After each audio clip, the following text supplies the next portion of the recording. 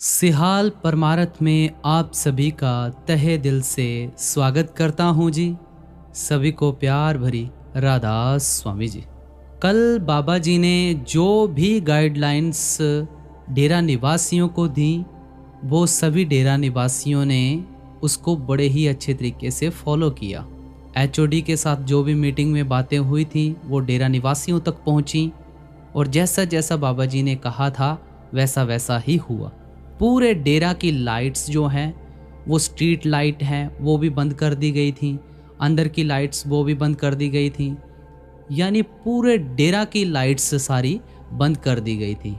पूरा ब्लैकआउट हो गया था।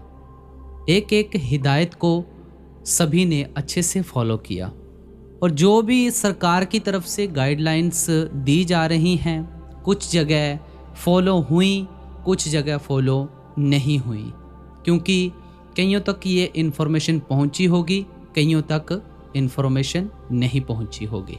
हरमंदर साहिब में कल सारी लाइटें ऑफ कर दी गई थी, जहां पर कभी भी लाइटें बंद नहीं होती हैं। सिर्फ जहां पर पाठ चल रहा था अंदर हरमंदर साहिब अमृतसर में, वहां पर सिर्फ छोटी सी लाइट जली हुई थी, बाकी सारी लाइट्स ऑफ थी।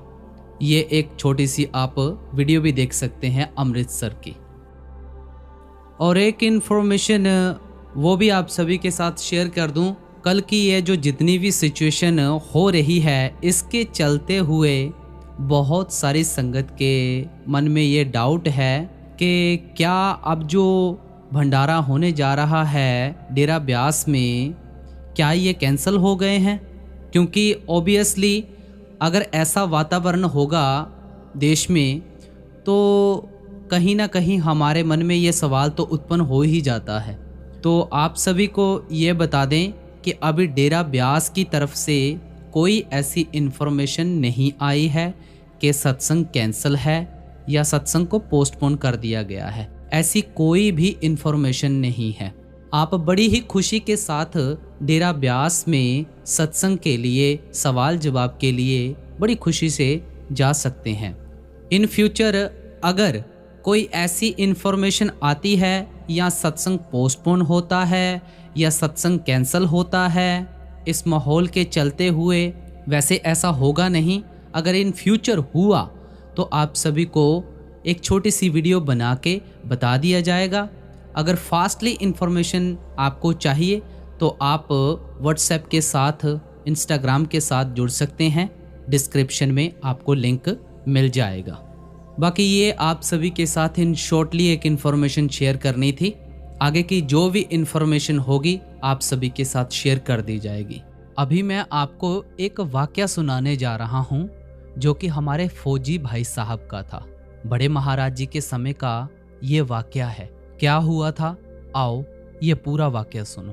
कांगड़ा सत्संग में खड़े होकर एक सिपाही ने कहा, हुजूर मेरी एक छोटी सी अर्ज है। तो महाराज जी ने कहा कि सत्संग खत्म हो जाए फिर मैं सुन लूंगा, अभी बैठ जा। जब सत्संग खत्म हो गया तो वह अपनी जगह पर खड़ा होकर अर्ज करने लगा, मगर महाराज जी ने कहा कि आगे आ जा। जब वह आगे चला गया तो कहने लगे कि सुना भाई। वह कहता है कि हुजूर जब मैं इटली के फ्रंट पर था तो हमारी 62 आदमियों की सैंक्शन थी। हमारे सामने एक बम आकर गिरा, उसके फटने से बहुत से आदमी मारे गए। मैं भी न बच सका। मेरी दाहिनी टांग उड़ गई, दाहिनी बाँ, दाहिनी बगल, मतलब कि सारा दाहिना हिस्सा जख्मी हो गया और मैं बेहोश होकर गिर पड़ा। उस बेहोशी के आलम यानी हालत में क्या देखता हूँ कि हुजूर महाराज जी मोटर कार लेकर आ गए, मुझे उठाकर कार में रखा और मिलिट्री के अस्पताल में ले गए। मैंने देखा हुजूर खुद कार ड्राइव कर रहे थे। जब होश आया तो मैंने बड़ी खोज की कि मुझे कौन सा ड्राइवर कौन सी कार में अस्पताल लेकर आया है, पर कोई भी ना माने कि मैं लेकर आया हूँ। इससे मेरा ख्याल और पुख्ता हो गया कि यह सारी दया हुजूर महाराज ने ही की है।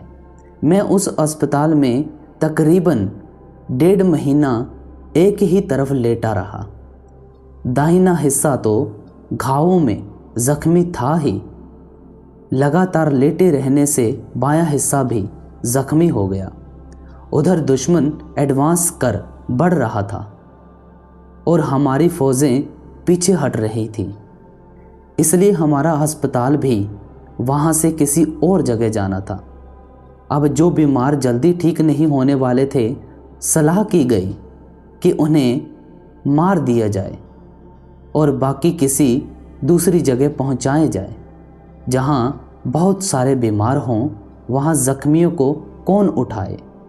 मेरा नाम भी मार देने वालों में था, इसलिए मुझे भी दूसरे ज़ख्मियों के साथ इतिला दी गई कि आज तुम्हें मारने का इंजेक्शन यानी टीका दिया जाएगा।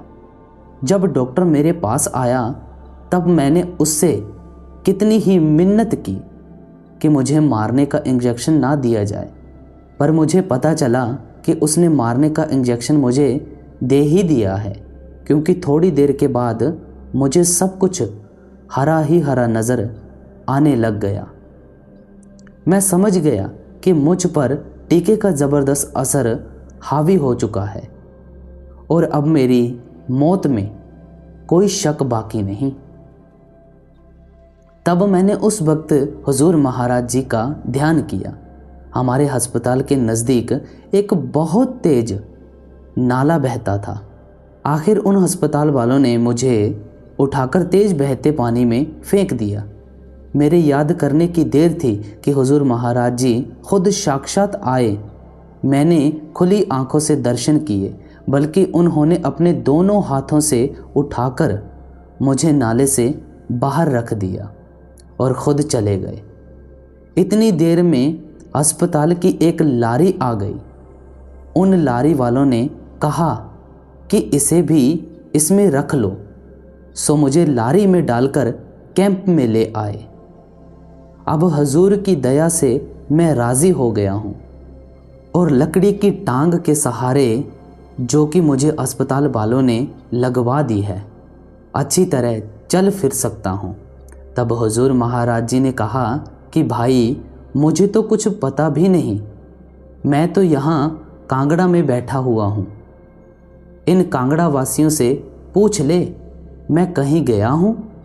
तो उसने कहा, हुजूर, जिस वक्त बम फटा और मैं बेहोश होकर गिर पड़ा, मैंने अंदरूनी आँखों से देखा है कि हुजूर मुझे उठाकर कार में डालकर अस्पताल ले गए। फिर जब मुझे हरा ही हरा दिखाई देने लगा तो मैंने अपनी खुली आँखों से देखा, हुजूर ने मुझे उठाकर नाले में से निकाला और बाहर रख दिया। मैंने दोनों हालतों में हुजूर को देखा है, अंदर भी और बाहर भी। तब हुजूर महाराज जी ने कहा कि तू जान। आखिर कहता है कि सच्चे बादशाह, अब मैं काम करने के काबिल नहीं रहा और उन अफसरों ने मुझे कोई ख़ास बहादुरी का इनाम भी नहीं दिया, और जो दिया है उसके मुताबिक दी गई पेंशन से मेरा गुजारा नहीं हो सकता। मैं बाल बच्चों वाला हूँ, मुझ पर कृपा करो। तब महाराज जी ने कहा कि तू फिक्र ना कर, जिस मालिक ने तेरी अंदर और बाहर संभाल की है, क्या वह आगे संभाल नहीं करेगा?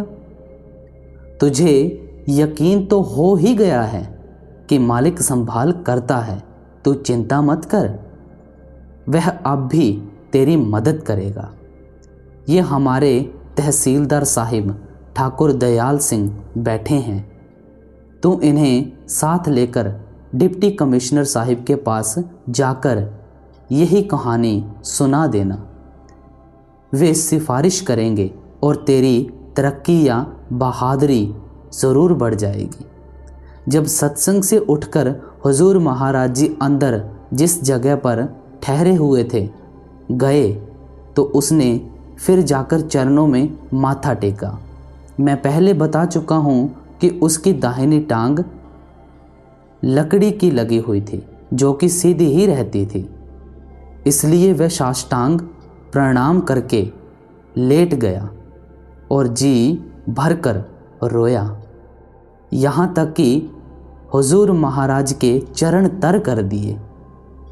तब महाराज जी ने कहा कि मालिक तेरे अंग संग है, तू परवाह न कर। जब तूने आंखों से देखा है तो फिर घबराता क्यों है। महाराज जी, सो मतलब तो ये है कि जो राज यानी भेद है आदमी के अंदर है। हम बाहर से दुनिया को तो बहला देते हैं, लेकिन अंदर जाकर अपनी आत्मा को नाम के साथ नहीं जोड़ते। मगर जो मालिक अंदर बैठा है वह धोखा नहीं खाता।